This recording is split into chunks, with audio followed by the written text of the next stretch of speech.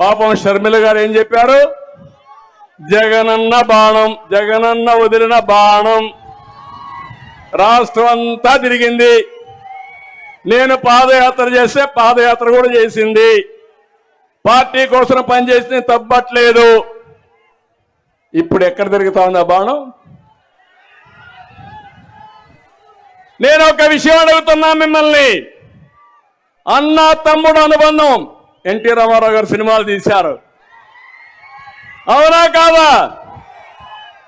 భారతదేశంలో ప్రతి ఒక్క వ్యక్తి కూడా తల్లిదండ్రులు సంపాదించిన ఆస్తి ఒకే చెల్లుంటే ఆ చెల్లికి ముందు పెళ్లి చేసి ఆ అమ్మాయి బాగుండాలని కోరుకుని అవసరమైతే ఆస్తి కూడా అమ్మాయికి ఇచ్చి నేను కష్టపడతాను నా జీవితం కోసం ముందుకు పోతా, అవునా కాదా?